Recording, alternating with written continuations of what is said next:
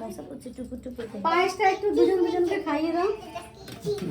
আজকে রাতে কিন্তু এই পিঠে পায়েসি।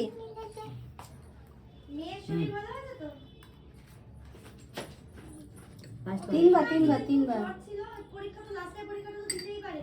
ছুটি একটু তোল বাবা, এটা তুলছিস না, কিপ্টের মতো করছিস।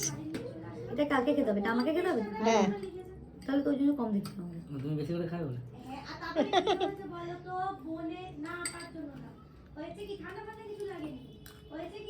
বলে তো নাচের মুখে কারা খায় জানো? কারা খায় জানো? সত্যি ছুটি না, একটু শাড়ি মাড়ি পরে না, কেমন হয়ে রয়েছে। ভালো তো। হয়েছে হ্যাঁ হয়েছে। টিপোটা।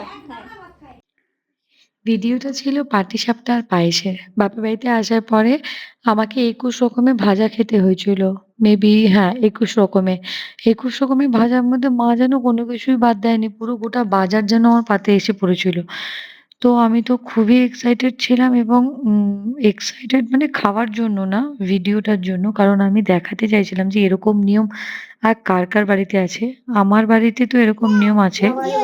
তো দিদির বেলাতেও সেম দেখেছিলাম। আর বিভিন্ন রকমের আইটেমস করেছিল, কিন্তু দুঃখের বিষয় হচ্ছে গিয়ে আমি সেরকম কিছুই খেতে পারিনি। মিষ্টি, পায়েস থেকে শুরু করে ২১ রকমের ভাজা, পাটিসাপটা, মালপোয়া থেকে শুরু করে অনেক কিছু ছিল। তো ফেভারিট ছিল আমার পাটিসাপটাটা, যেহেতু পাটিসাপটা আমি খুব ভালো খাই। আর এখানে সবাই আনন্দ